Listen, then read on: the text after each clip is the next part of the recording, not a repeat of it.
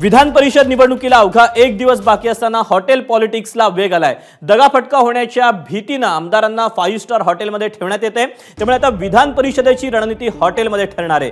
काँग्रेस आणि शरद पवारांची राष्ट्रवादी वगळता बाकी 4ही पक्षांच्या आमदारांना आजपासून हॉटेलमध्ये ठेवण्यात आले।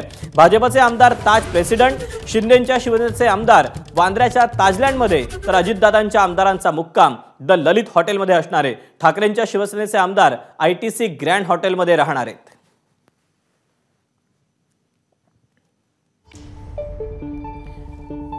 आपण याबद्दलचे अपडेट जाणून घेऊयात। अक्षय भाटकर आपल्या सोबत आहे। अक्षय, एकीकडे विधान परिषदेची रणनीती जी आहे ती वरिष्ठ नेत्यांकडून आखली जाते, तर दुसरीकडे आता आमदारांना देखील सुरक्षित ठेवण्यात येते। काय अपडेट मिळते त्या संदर्भातले?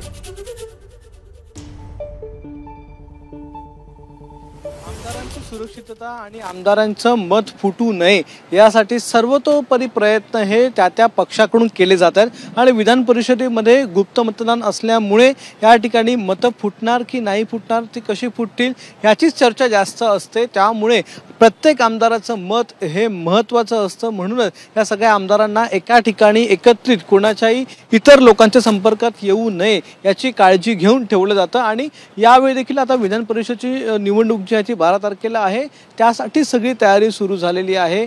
सगळे आमदार जे आहेत ते आता वेगवेगळ्या हॉटेलमध्ये ठेवण्यात येणार आहेत। सगळ्यात सुरुवातीला अगदी विधान भवनाच्या बाजूला असलेल्या ताज प्रेसिडेन्सीमध्ये भाजपचे सर्व आमदार असणार, ज्यांची संख्या सर्वाधिक जास्त आहे, ते आमदार आज विधान भवनामधली बैठक आटोपणार। 9 वाजता ही बैठक आहे, स्नेहभोजन आहे, ते करून मग थेट या हॉटेलवर जाणार आहेत।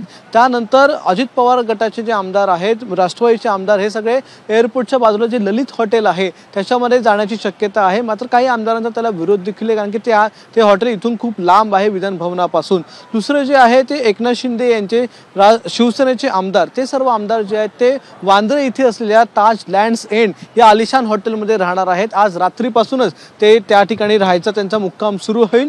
आता सध्या मुख्यमंत्री हे दिल्लीला आहेत। दिल्लीवरून आल्याच्या नंतर ताज लँड्स एंडमध्ये शिवसेनेच्या सगळ्या आमदारांची बैठक होईल आणि त्या बैठकीमध्ये स्नेहभोजन देखील असेल, बैठक असेल आणि याचमध्ये रणनीती ठरवली जाईल, कशा प्रकारे मतदान करायचे ते सांगितलं जाईल आणि या सगळ्या गोष्टी सांगितल्या जातील। तिसरीकडे जे लोअर परेलला जे हॉटेल आहे grand Maratha, ITC grand Maratha, त्या हॉटेलमध्ये ठाकरे गटाचे आमदार त्या ठिकाणी बसलेले आहेत। त्यांची आजपासूनच राहायची सोय त्या ठिकाणी आहे। सर्व आमदार विधान भवनानंतर त्याच ठिकाणी गेलेले आहेत। त्यामुळे आता या 4ही हॉटेलच्या संदर्भातून पुढची रणनीती ठरणार आहे। त्या ठिकाणी बैठका होतील, त्या ठिकाणी रणनीती देखील ठरवली जाईल की विधान परिषदेमध्ये कशा प्रकारे 12 पैकी 11 हे जे उमेदवार आहेत त्यांना निवडून द्यायचे। अक्षय, धन्यवाद दिलेल्या सविस्तर माहितीबद्दल। नमस्कार। मन शुद्ध तुझं ही वेगळ्याच प्रकारची मालिका तुम्हा सगळ्यांना खूप आवडली होती। याचा दुसरा सीझन कधी येणार अशी विचारणा झाली। प्रतीक्षा संपली आहे मित्रांनो, येतोय मन शुद्ध तुझंचा दुसरा सीझन। होई मन शुद्ध तुझं।